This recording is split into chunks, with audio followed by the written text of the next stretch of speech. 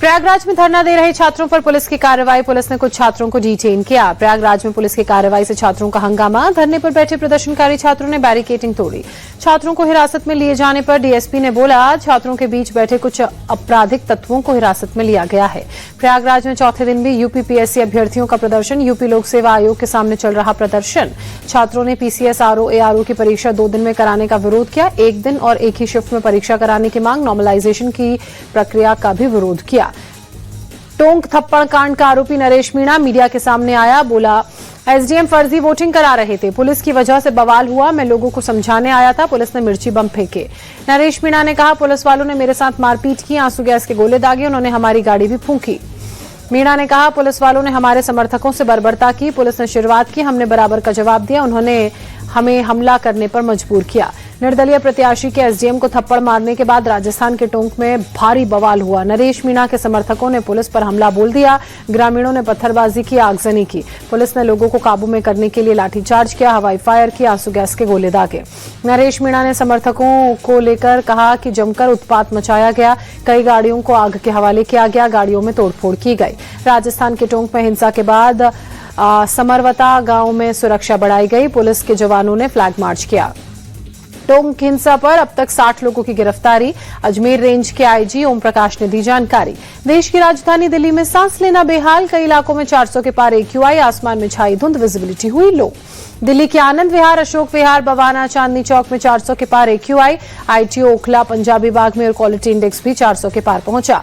दिल्ली के अलीपुर में 424, द्वारका में 457, रोहिणी में 453 एक्यूआई दर्ज, तो पटपड़गंज में 472, विवेक विहार में 470, नसफगढ़ में एयर क्वालिटी इंडेक्स 460 दर्ज। वजीरपुर और जहांगीरपुरी में भी एयर क्वालिटी इंडेक्स 400 के पार। मथुरा रोड में 399, लोधी रोड पर 383, बुराड़ी में 354। एम्स इलाके में सुबह ड्रोन वीडियो में दिखा स्मॉग का कहर, हर तरफ छाई धुंध। यमुना एक्सप्रेसवे पर छाया घना कोहरा, गाड़ियों की रफ्तार पर लगा ब्रेक। कोहरे की वजह से विजिबिलिटी हुई लो। दिल्ली में कोहरे का रेल यातायात पर असर। दिल्ली आने वाली 12 ट्रेनें देरी से चल रही हैं। दिल्ली में कभी भी लग सकती है ग्रैब 3 की पाबंदी। अधिकांश इलाकों में एक्यूआई 400 के पार होने से बड़ी परेशानी। पंजाब के मुक्तसर साहिब के करमगढ़ गांव से पराली जलाने की तस्वीर आई सामने। दिल्ली एनसीआर में प्रदूषण की वजह से जीना मुहाल। पंजाब के कई इलाकों में प्रदूषण की मार। बाल रोग विशेषज्ञ डॉक्टर साहब राम ने कहा, प्रदूषण के कारण दमा से पीड़ित बच्चों को तीव्र अस्थमा का दौरा, सर्दी जुकाम के मामले भी बढ़े। दिल्ली की यमुना नदी में प्रदूषण बढ़ा। नदी की सतह पर जहरीली झाग की परत नजर आई। यूपी के वाराणसी में भी प्रदूषण का स्तर बढ़ा, लोगों की परेशानी भी बढ़ी। इलाके में स्मॉग की मोटी परत दिखी। अयोध्या में भी खतरनाक स्तर पर पहुंचा प्रदूषण। पूरे इलाके में स्मॉग की परत। न्यूनतम तापमान 16 डिग्री सेल्सियस। आज फिर महाराष्ट्र के चुनावी रण में उतरेंगे पीएम मोदी। 3 रैलियों को करेंगे संबोधित। दोपहर 2:15 बजे छत्रपति संभाजीनगर जाएंगे प्रधानमंत्री मोदी। 4:30 बजे पनवेल और शाम 6:30 बजे मुंबई के शिवाजी पार्क में जनसभा। केंद्रीय मंत्री नितिन गडकरी भी आज 4 जगहों पर चुनावी प्रचार करेंगे। पंढरपुर, नालदुर्ग, तुलजापुर और इचलकरंजी में जनसभा। 23 नवंबर को महाविकास अघाड़ी का सूपड़ा साफ होगा। महायुति की सरकार बनेगी। महाराष्ट्र के 40 गांव की रैली में अमित शाह का दावा। महाराष्ट्र के धूले में अमित शाह ने जनसभा को संबोधित कर कहा, महायुति का मतलब है विकास और अघाड़ी का मतलब है विनाश। केंद्रीय मंत्री पीयूष गोयल का दावा, महायुति की प्रचंड विजय होगी, स्थिर और मजबूत सरकार बनने जा रही है। पालघर पुलिस ग्राउंड हेलीपैड पर सीएम एकनाथ शिंदे के बैग की जांच हुई। चुनाव प्रचार के लिए पहुंचे थे शिंदे। नागपुर की रैली में कांग्रेस नेता कन्हैया कुमार के नाम लिए बगैर देवेंद्र फडणवीस की पत्नी पर निशाना साधा। बोले, धर्म को बचाना सभी की जिम्मेदारी, ऐसा ना हो कि हम सिर्फ धर्म बचाएं और डेप्यूटी सीएम की पत्नी इंस्टाग्राम पर रील बनाएं। यूपी के सीएम योगी आदित्यनाथ ने महाराष्ट्र के वाशिम में पूजा अर्चना की। जगदम्बा माता मंदिर में आशीर्वाद लिया। आदित्य ठाकरे ने वर्ली में तिरुपति बालाजी मंदिर में पूजा अर्चना की। तेलंगाना के सीएम भी मौजूद रहे। केंद्रीय मंत्री जेपी नड्डा महाराष्ट्र के शिरडी पहुंचे। साईं बाबा मंदिर में पूजा अर्चना कर आशीर्वाद लिया, मत्था टेका। झारखंड में पीएम मोदी का बड़ा दावा, एनडीए सरकार बनने पर हर घर को सोलर पैनल के लिए 80,000 मिलेंगे। ज्यादा बिजली होने पर सरकार बिजली खरीदेगी भी। पीएम मोदी का विपक्ष पर करारा प्रहार। कहा, पहले कांग्रेस फिर आरजेडी और जेएमएम जैसे दलों ने संथाल परगना को सिर्फ पलायन, गरीबी और बेरोजगारी दी। पीएम ने कहा, झारखंड बीजेपी ने गोगो दीदी योजना शुरू करने की गारंटी दी। एनडीए सरकार बनते ही हर महीने बहनों के खाते में पैसे आएंगे। देवघर में पीएम मोदी का दावा, संथाल में इस बार जेएमएम कांग्रेस का सूपड़ा साफ होगा। जनता रचेगी नया इतिहास। पीएम ने कहा, झारखंड की पहचान बदलने की साजिश हुई, आदिवासी बेटियों को शादी के नाम पर ठगा गया, जमीन हथिया ली गई। कांग्रेस अध्यक्ष मल्लिकार्जुन खड़गे ने कहा, बीजेपी को झूठ बोलने की आदत, ना उन्होंने 2 करोड़ नौकरी दी, ना ही एमएसपी दोगुनी हुई। झारखंड विधानसभा चुनाव में बीजेपी सह प्रभारी हिमंता बिस्वा शर्मा का दावा, झारखंड की जनता एनडीए को सरकार बनाने का मौका देगी। केंद्रीय मंत्री जितिन प्रसाद का दावा, उत्तर प्रदेश उपचुनाव में सभी सीटों पर बीजेपी प्रचंड बहुमत से जीतेगी। राजस्थान के कोटा पहुंचे मध्य प्रदेश के सीएम मोहन यादव का बयान, लोगों को बीजेपी पर पूरा भरोसा।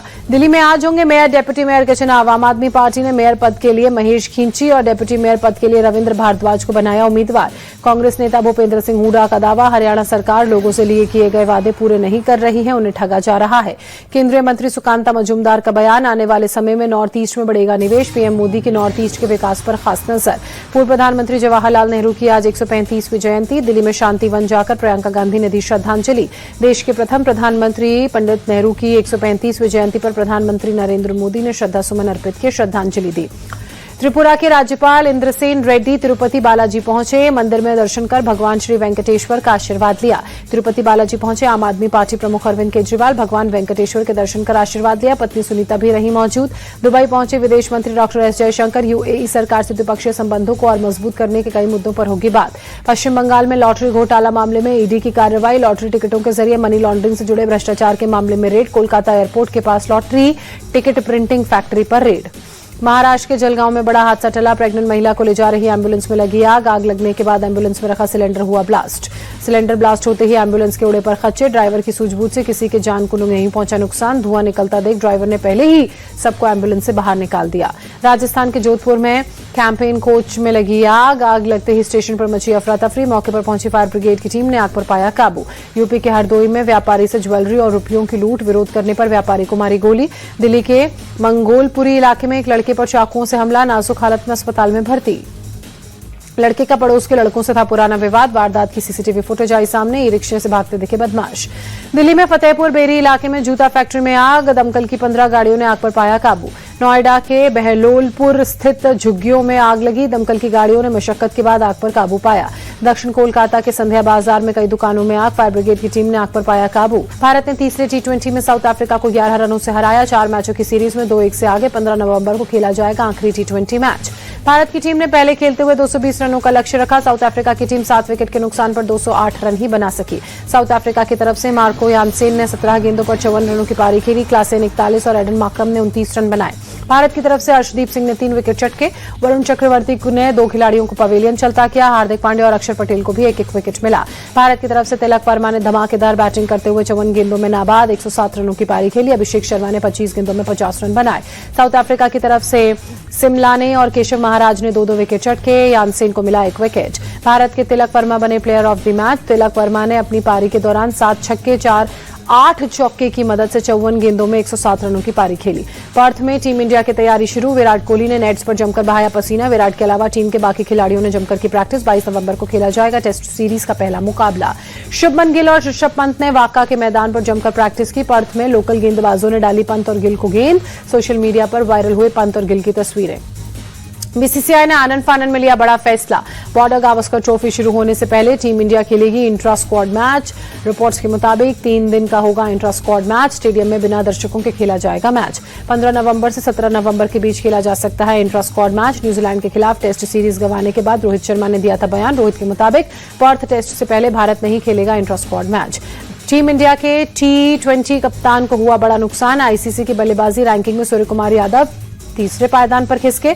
808 रेटिंग पॉइंट्स के साथ सूर्य कुमार यादव तीसरे नंबर पर, कुछ दिन पहले एक नंबर 1 पर थे काबिज। इंग्लैंड के फिल सॉल्ट बने दुनिया के नंबर 2 T20 बल्लेबाज। फिल सॉल्ट ने वेस्टइंडीज के खिलाफ जड़ा था शतक। पहले नंबर पर ऑस्ट्रेलिया के ट्रेविस हेड का नाम। ट्रेविस हेड की बैटिंग रैंकिंग 881। आईसीसी की ताजा वनडे बल्लेबाजी रैंकिंग में पाकिस्तान के बाबर आजम का जलवा। 825 पॉइंट्स के साथ बाबर आजम नंबर 1 पर बल्लेबाज की लिस्ट में। दूसरे नंबर पर भारत के कप्तान रोहित शर्मा। वनडे गेंदबाजी रैंकिंग में पाकिस्तान के शाहीन अफरीदी का तूफान। 696 पॉइंट्स के साथ शाहीन अफरीदी बने नंबर 1 गेंदबाज। टीम इंडिया के स्पिनर कुलदीप यादव चौथे पायदान पर पहुंचे। आईपीएल 2025 से पहले बड़ी एमएस धोनी की मुश्किलें, झारखंड हाईकोर्ट ने भेजा नोटिस। बिजनेस फ्रॉड से जुड़ा है पूरा मामला। धोनी पर मिहिर दिवाकर और सौम्य दास ने मिलकर काउंटर केस दर्ज कराया। पूरा मामला Arka sports and management private limited से जुड़ा है। धोनी ने दिवाकर और सौम्य पर धोखाधड़ी का आरोप लगाया था। पूरे मामले में 15 करोड़ की हेरफेर का धोनी ने आरोप लगाया। श्रीलंका ने पहले वनडे में न्यूजीलैंड को 45 रनों से शिकस्त दी। श्रीलंका ने 325 रनों का दिया था लक्ष्य। न्यूजीलैंड की टीम 27 ओवर में 175 रन पर सिमटी। बारिश की वजह से न्यूजीलैंड को 27 ओवर में 221 रन बनाने का मिला टारगेट। कुशल मेंडिस बने प्लेयर ऑफ द मैच। कुशल मेंडिस और अविष्का फर्नांडो ने खेली शतकीय पारी।